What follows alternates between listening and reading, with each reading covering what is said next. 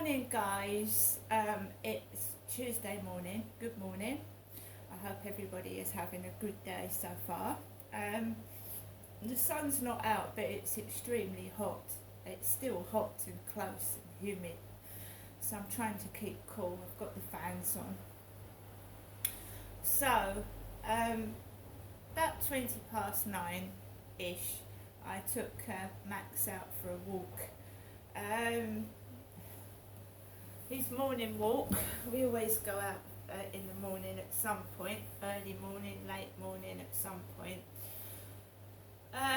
Not been feeling in the best of spirits. My mum briefly spoke to me this morning before I took Max out for a walk, briefly. She rang me and I rang her back, so we'll listen to the message in a moment. But she said to me that she wasn't feeling very well. She was feeling a bit off.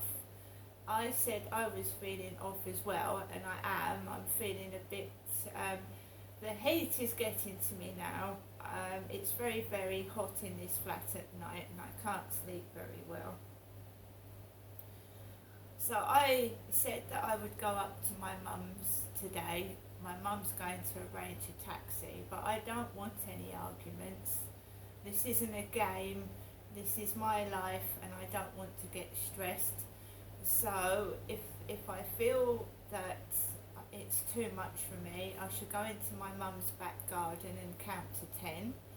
Or I should just, I've learned other ways to cope with annoying situations, so I'm not going to get cross. Whatever is said, I'm not going to get cross. There's other ways to get round it rather than screaming, shouting and it boiling up into an argument, right? So let's listen to what my mum said this morning.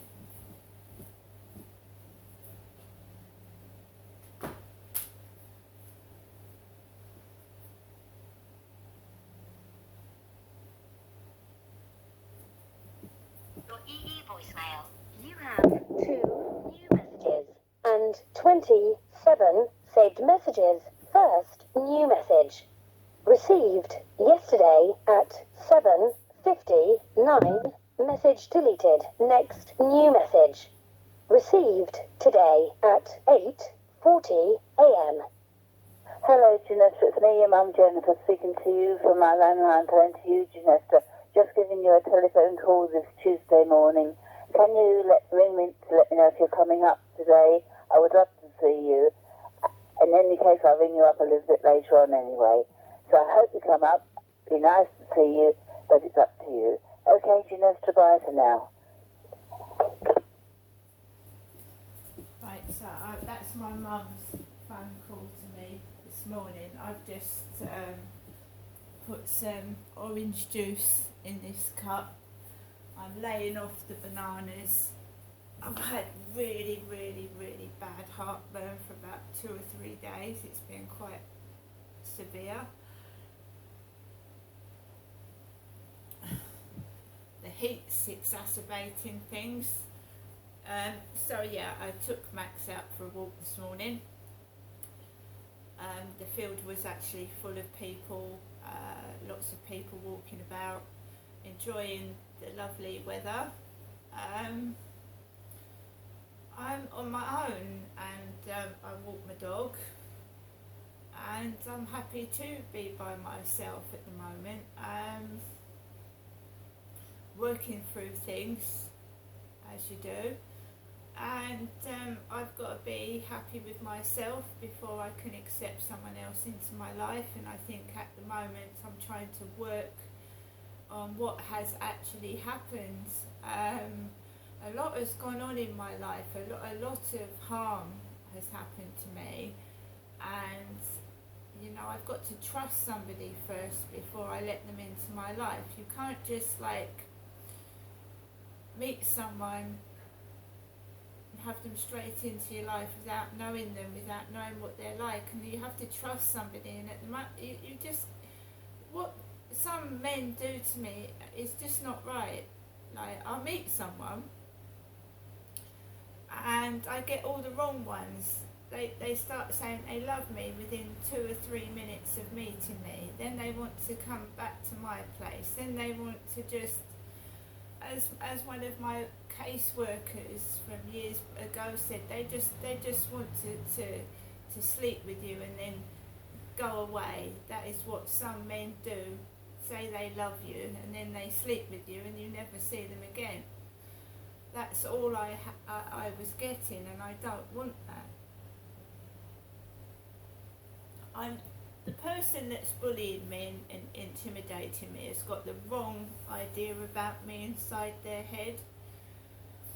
I was married for a long time. I was married for 18 years and I didn't stray until the very end of my marriage, when it was clearly over, and I split up from my ex-husband. I'd never gone with anybody else in that 18 years.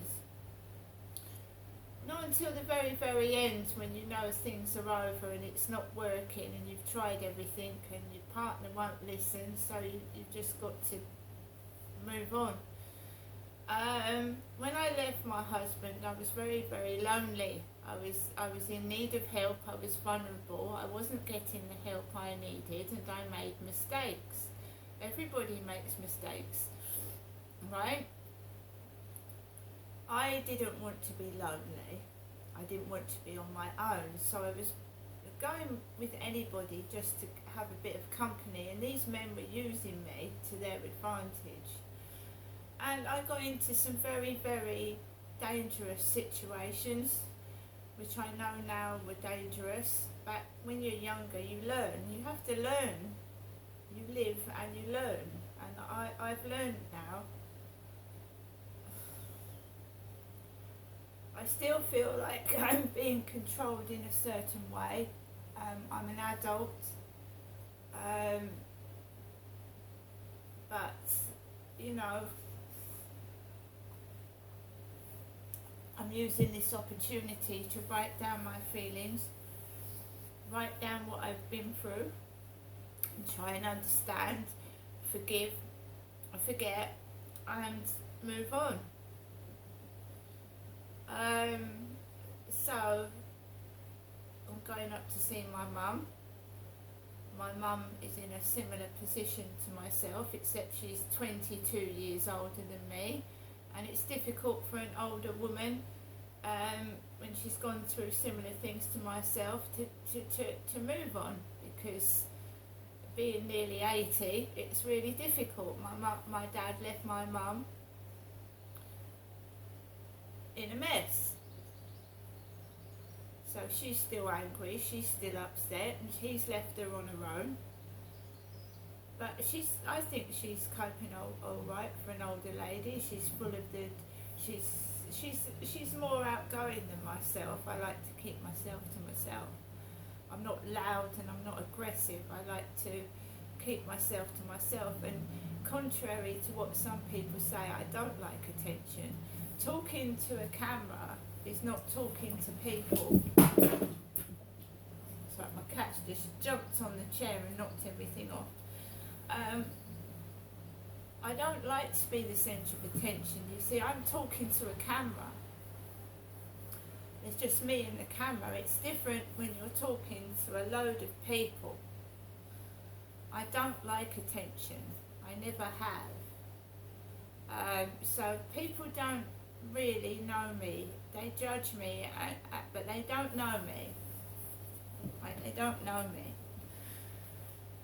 I can be a really good friend to someone. I like to talk, I like to listen, and I like to help. But if you're not allowed to get into situations where you can develop friendships, relationships, then how possibly can I show what I'm really like to people? It's really difficult, isn't it?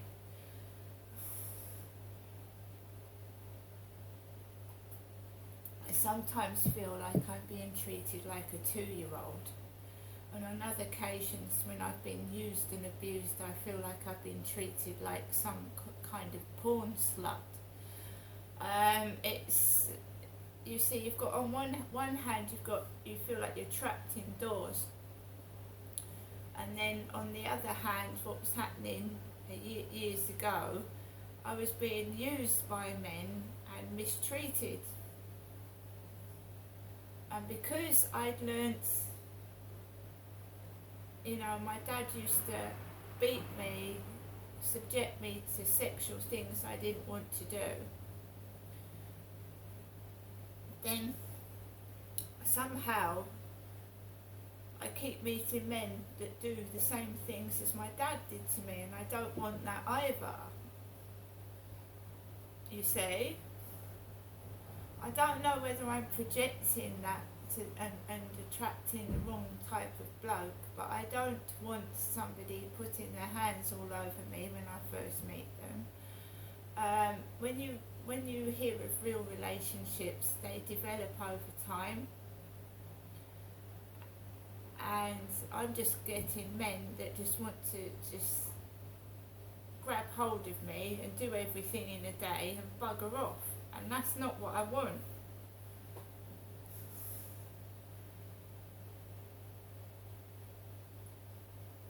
So today I shall be going up to see my mum, and I'm a normal person, completely normal. I like music, I like to dance, I like books, I like watching DVDs, I like listening to the radio.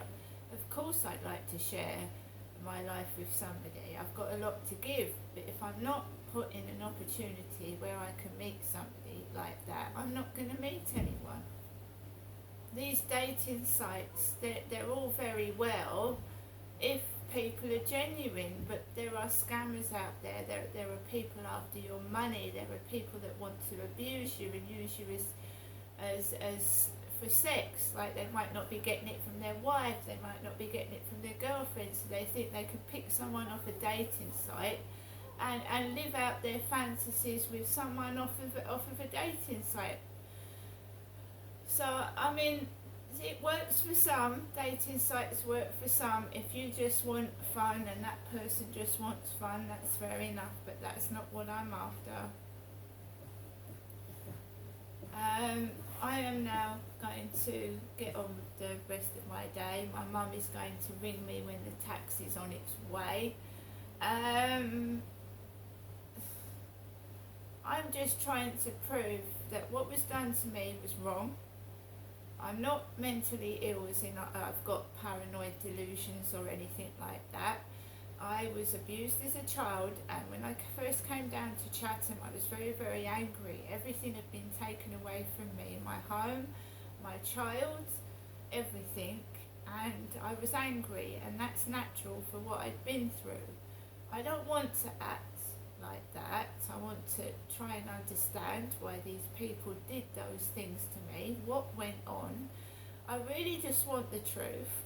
I do want an apology from the police, and I do want compensation, and I'm not going to be anybody's entertainment. I can laugh and joke around like everybody else, but I'm not being made a fool of. See you later.